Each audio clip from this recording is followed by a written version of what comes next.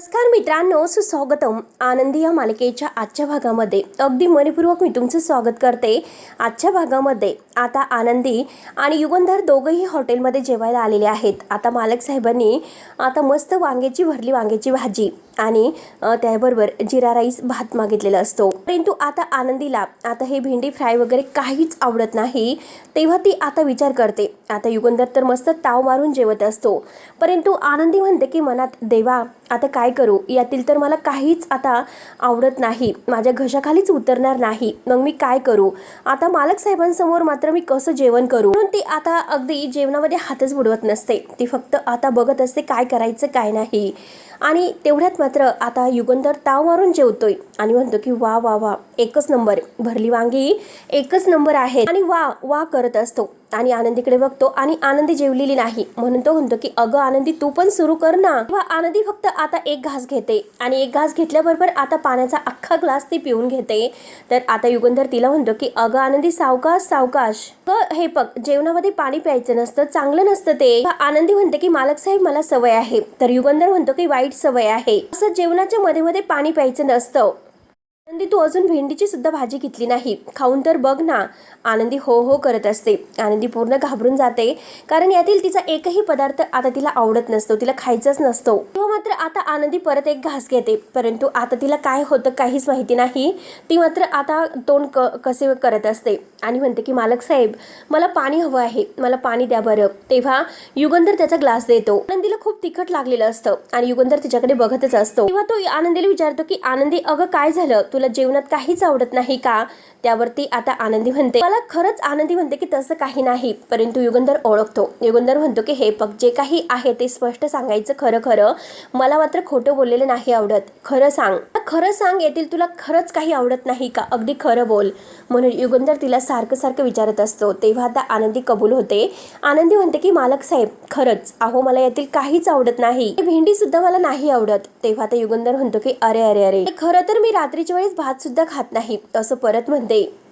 तिला म्हणतो की अगं जेव्हा मी ऑर्डर करत होतो तेव्हा सांगायचं होतं ना, आणि आता त्या ज्या न आवडत्या गोष्टी आहेत तर तू पाणी पिऊन पिऊन मात्र पोटामध्ये ढकलते, सर्व तू कशाला करतेस बरं. तेव्हा आनंदी म्हणते की कारण, आणि आज तुमच्यासाठी खूप महत्त्वाचा दिवस आहे आणि या दिवशी मात्र तुम्हाला तुमच्या आवडीचं जेवण मिळावं मला वाटत होतं. आणि जर अगोदरच मी तुम्हाला माझ्या आवडीनिवडी जर सांगितल्या असत्या, मला जे आवडतं ते तुम्ही मागवलंच नसतं. मी तसंही एका रात्रीचा प्रश्न होता, मी तसंही ऍडजस्ट करू शकते. तेव्हा आता युगंधर आनंदीकडे बघतो आणि विचार करतो आणि तिला म्हणतो की आनंदी अगं तू इतकी चांगली कशी आहे. त्यावरती आता आनंदी उत्तर देते स्पष्ट, ते पण तुमच्यामुळे मालक साहेब, आण नाही पण गुण लागलेला आहे. तेव्हा युगंधरला हसू येतं. तर आनंदी पुढे म्हणते की मालक साहेब तुम्ही नेहमी कायम आता सगळ्यांच्या आनंदाचा विचार करत असतात, दुसऱ्याच्या आनंदाचा, नेहमी तुम्ही दुसऱ्याच्या आनंदासाठी झटत असतात. तुमच्याही आनंदाचा विचार आम्ही केलाच पाहिजे. समोरच्या व्यक्तीने जर तुमच्या आनंदाचा विचार केला नाही, तुमच्या आवडीनिवडीचा विचार केला नाही, तर मग आयुष्याचा बॅलन्स कसा राहील बरं. युगंधर म्हणतो की तर आनंदी म्हणते की पोहोचलात. तर युगंधरला हसू येतं. तो म्हणतो की हो हो पोहोचलो आनंदी पोहोचलो. तर आता तो विचारतो की आनंदी हे बघ आता मी मेन आहे तर ते मागवलेलं आहे, दुसरा तुला कोणी काही मेनू मागवायचा आहे का. आनंदी म्हणते की नाही मालक साहेब माझं पोट भरलेलं आहे. तेव्हा युगंधर हसतो आणि म्हणतो की पाणी पिऊन पिऊन तुझं पोट भरलेलं आहे का. तेव्हा युगंधर म्हणतो की बरं ठीक आहे, आता मात्र एक काम कर, गोड मात्र तुझ्या आवडीचं मागव. आणि तो वेटरला आवाज देतो की वेटर दादा. तेवढ्यात वेटर दादा येतो. स्वीट डिश मध्ये काय आहे असं विचारतो. तेव्हा आता वेटर म्हणतो की सर आपल्याकडे गुलाबजाम आणि आईस्क्रीम पेस्ट्री वगैरे आहे. युगंधर विचारतो की काहीच नाही म्हणजे असं कसं आनंदी. आनंदी काहीच नाही असं म्हणते ना. तर युगंधरला प्रश्न पडतो. तो म्हणतो की असं का बोलतेस आनंदी. तेव्हा आता आनंदी म्हणते की हे बघा मालक साहेब, आता जे काही मला आवडतं ते मात्र यातील इथे काहीच मिळणार नाही. किंवा युगंधर विचारतो की इथे नाही मिळणार, मग कुठे मिळणार. तर आनंदी म्हणते की चला माझ्या बरोबर. तेव्हा युगंधर म्हणतो की अगं कुठे पण. आनंदी म्हणते की तुम्ही जेवण तर करा, तुमचं जेवण झाल्यानंतर मी तुम्हाला सगळ्यात माझ्या आवडत्या बेस्ट ठिकाणी घेऊन जाते. युगंधर हसतो. तो तर खूपच खुश असतो आणि म्हणतो की बेस्ट ठिकाणी चला तर जाऊयात नक्कीच. तेव्हा मात्र आता आनंदी सुद्धा खूप खुश होते आणि युगंधर सुद्धा आता आनंदीच्या आवडत्या ठिकाणी जायचं असतं. त्यानंतर मात्र आता इकडे घरी माई आणि बापू आता इतके खुश असतात आणि खुश होऊन आता छाया त्यांना चहा वगैरे आणून देते. तर आता दोघंही मस्त चहा घेत असतात. माई म्हणतात की देवकृपेने सगळं काही सांभाळून घेतलं. तर बापू म्हणतात की हो ना, सगळं व्यवस्थित झालं. आणि तेवढ्यात मात्र आता मुलं घरी येतात. मुलं मात्र आता सरप्राईजच माई आणि बापूंना देतात. जोरातच आनंदाने धावतच येतात हाय करत. माई आणि बापू आता मुलांना बघून फारच खुश होतात. तेव्हा माई आणि बापू इतके खुश होतात, धावतच आता मुलांच्या जवळ येतात. मुलं धावतच येतात, माई आणि बापूच्या पाया वगैरे पडतात. माई विचारते की काय झालं, तुम्ही सगळेजण इतके एकाच वेळेस कसे आलात? एकाच वेळेस? माई विचारतात की प्रांजल, अरे तू कसा आहेस बाळा? डॉक्टरनी काय सांगितलं बरं? इतका मोठा प्रवास करून तू आला, त्रास नाही ना झाला? असं माई अगदी प्रेमाने विचारतात. तर पृथ्वी खुशून हसतो. तर प्रांजल म्हणतो की हे बघा, आता मी एकदम मस्त आहे, एकदम असा टकाटक. तेवढ्यात मात्र आता ही शिल्पा आणि विद्याधर बाहेर येतात. माई आणि बापू मुलांना भेटतात. तर शिल्पा लगेच आता प्रांजलला विचारते की प्रांजल, अरे तुझी तब्येत बरी नव्हती, तू हॉस्पिटलमध्ये होता, तुला डॉक्टरांनी आराम करण्यासाठी सांगितलं होता, मग तू कशाला आला बरं?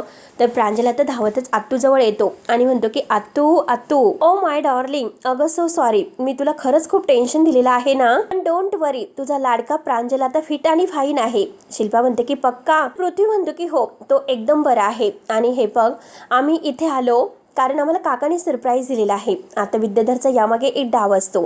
विद्याधर लगेच खुशून हसत असतो. मिताली म्हणते की ॲक्च्युली काकानेच मात्र आता आमची फ्लाईटची तिकीट आहे तर ती बुक केली आणि आम्हाला घाईने इथे बोलावून घेतलं.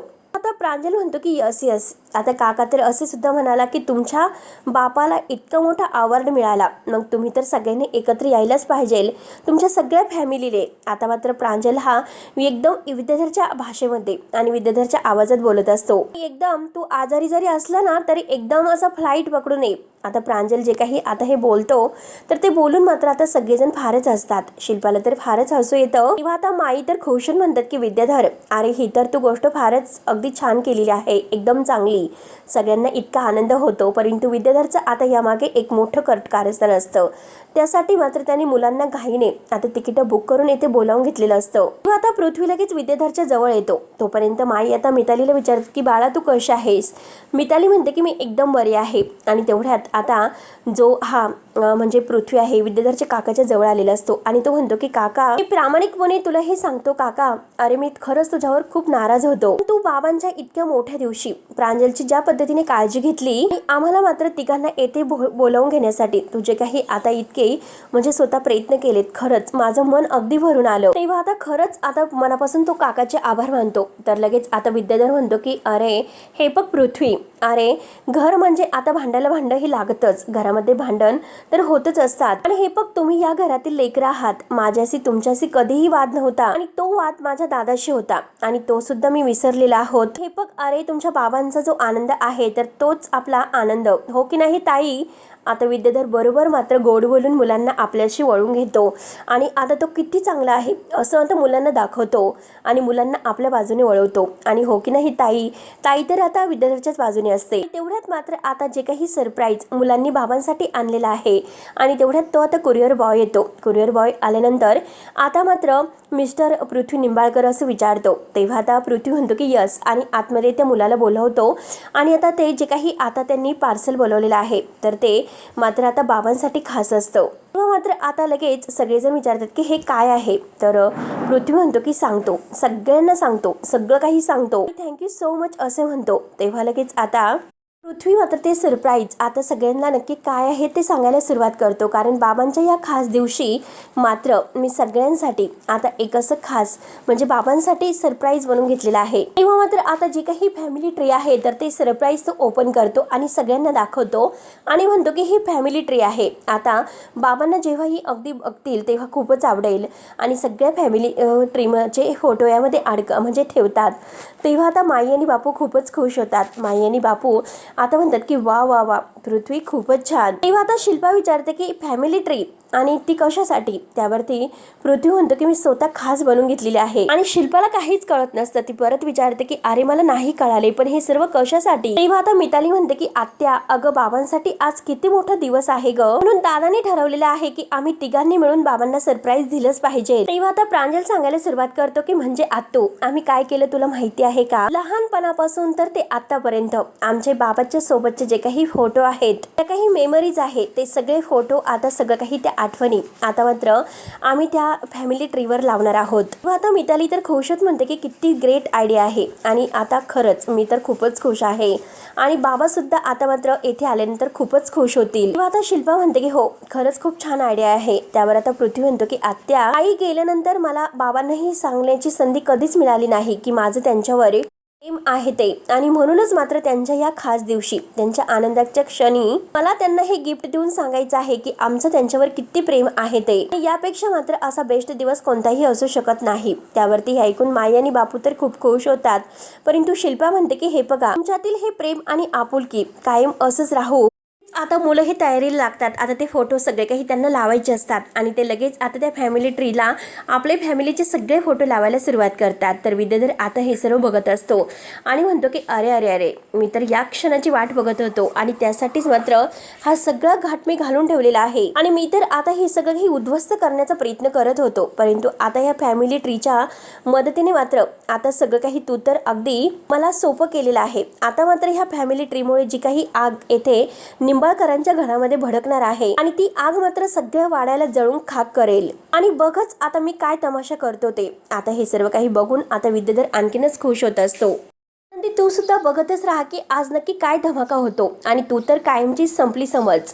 त्यानंतर मात्र आता आनंदी आता ह्या युगंधरला जेथे मक्याचे भाजलेले कंस भेटतात तर त्या स्टॉलवर घेऊन येते. मात्र आता युगंधर हसतो आणि युगंधर म्हणतो की अरे अरे, हे तुझं बेस्ट आहे का कंसाची गाडी? आता तेव्हा आता आनंदी खुशच म्हणते की हो मालक साहेब, पावसाळ्यात मात्र कोणत्याही आता 5 स्टार हॉटेलच्या आईस्क्रीम पेक्षा आणि हा जो काही गरम गरम गोटा असतो ना, तिखट मीठ मसाला लावलेला, तो जगातील सगळ्यात बेस्ट पदार्थ आहे. आता आनंदी लगेच मात्र त्या म्हणजे दुकानदाराला म्हणते की हे बघा दादा, 2 गोटा तयार करा. त्यावरती मात्र आता तो म्हणतो की हो हो आनंदी ताई, कसं बनवू बरं? मीठ मसाला लावून बनवू की मस्त? किंवा आनंदी म्हणते की एकदम गरम कोळशावरती छान भाजा आणि त्यावरती लिंबू, तिखट, मीठ आणि एक्स्ट्रा मसाला दाबून लावा. तेव्हा आता लगेच तो म्हणजे दुकानदार म्हणतो की हो लगेच देतो. आनंदी खूपच खुश होते. युगंधर म्हणतो की खूपच झटपट ऑर्डर दिली. तेव्हा आता आनंदी खुशच म्हणते की मालक साहेब, अहो इथे मला मेनू ठरवावं लागत नाही, अगदी झटपट सगळं काही होतं. तेव्हा मात्र तो दादा लगेच आता मस्त 2 मक्याचे कंस भाजून त्यावर लिंबू वगैरे लावून मसाला टाकून आनंदी आणि युगंधरला देतो आणि आनंदीला म्हणतो की बघ आनंदी, जरा गरम आहे. तेव्हा आनंदी मस्त ताव मारून खात असते कारण तिला मक्याचे कंस फारच आवडतात.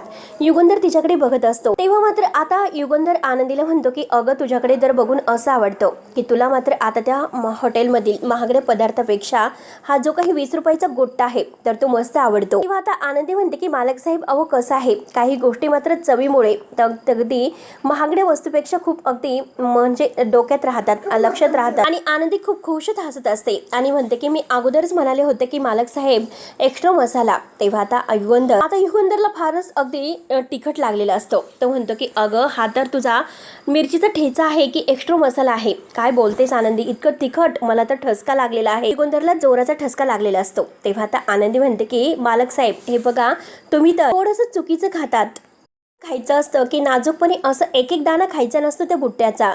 तेव्हा लगेच आता युगंधर म्हणतो की म्हणजे कसं, सुरी काटा करण्यासारखा खाऊ का एकदम असा? तेव्हा आता आनंदी म्हणते की अहो सुरी काटा कसला, आता बुट्ट्याची एक मस्त पद्धत आहे खाण्याची. बुट्टा असा पकडायचा आणि तोंडाने असा करंडून खायचा असतो आणि आनंदी तसं करून दाखवते.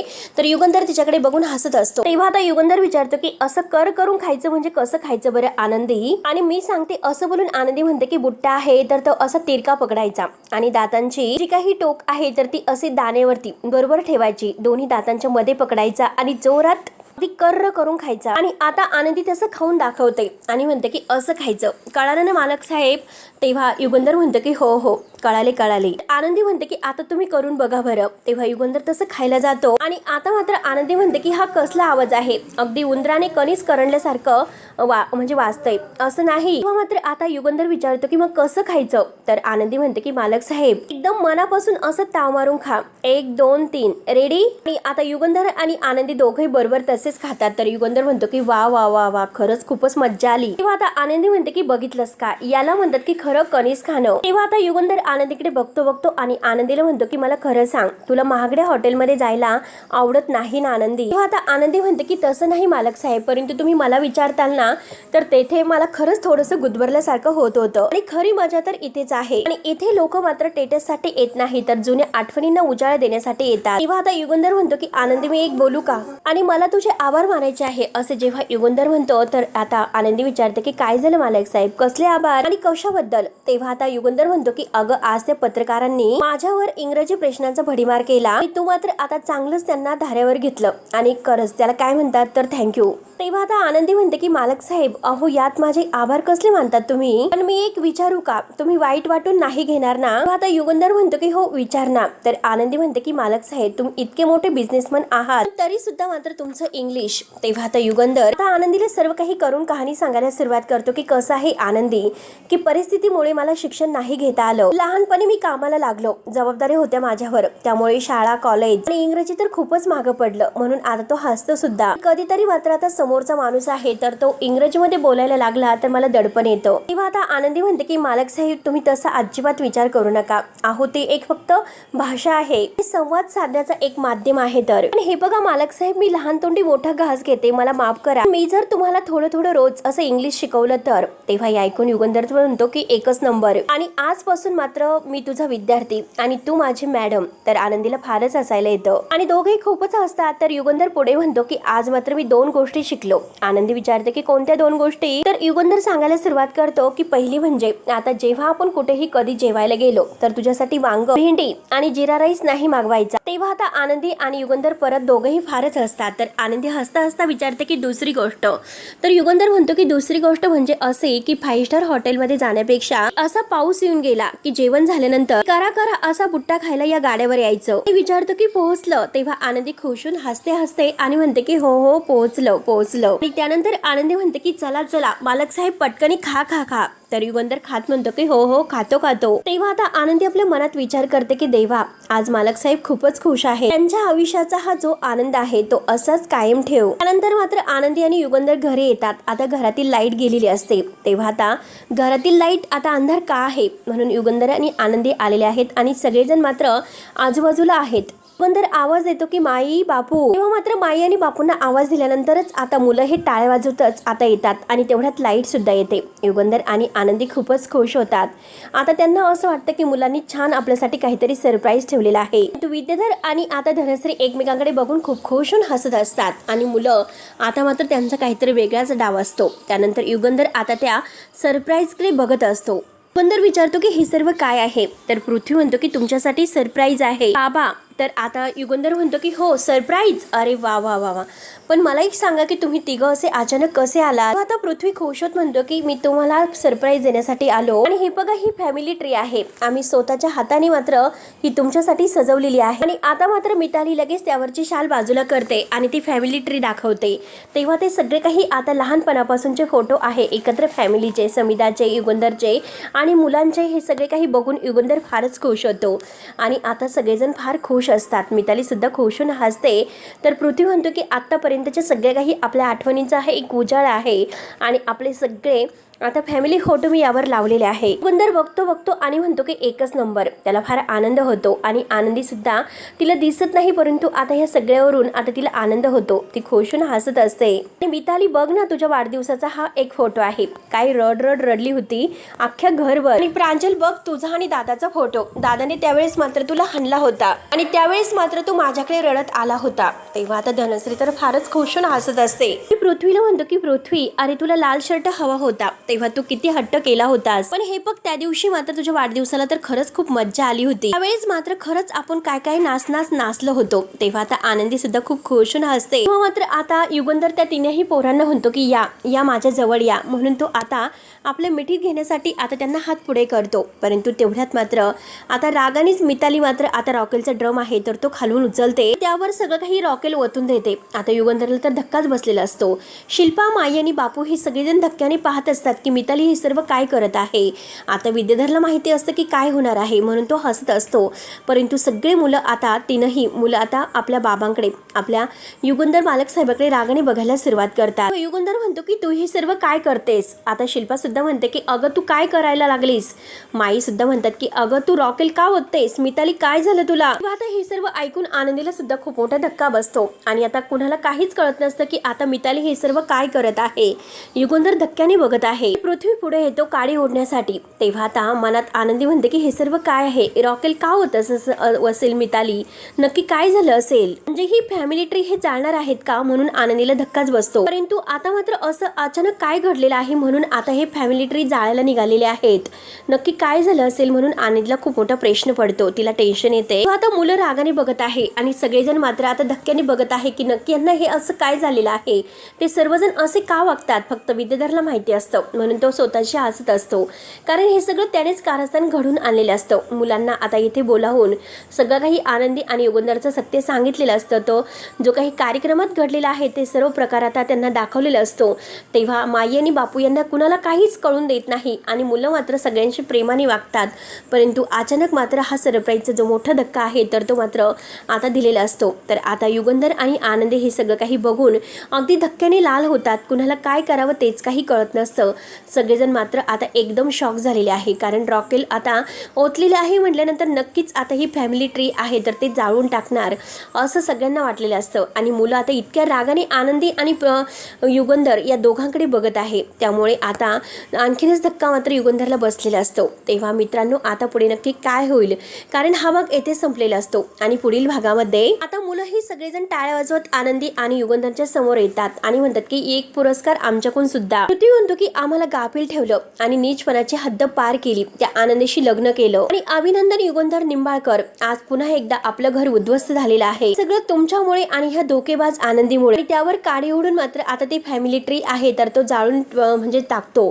तेव्हा आता तो जो काही जाळ आहे तर तो बघून मात्र आता युगंधरला फार मोठा धक्का बसलेला असतो आणि आनंदीला सुद्धा. तेव्हा आता मित्रांनो आनंदी आणि युगंधर यांच्या नात्याबद्दल मुलांना जे काही समजलेलं आहे त्यामुळे आता मुलं एकदम असे भडकलेले आहेत आणि त्यांच्यातील जे काही नातं आहे तर ते नातं मात्र त्यांनी संपून टाकण्याचा प्रयत्न केलेला आहे. तेव्हा आता आनंदी हे सर्व कसं करेल, आनंदीला आता नक्की हे सर्व करण्यासाठी काय हवं आहे, नक्की आता काय नक्की तिला म्हणजे लागणार आहे तेच काही कळत नसतं.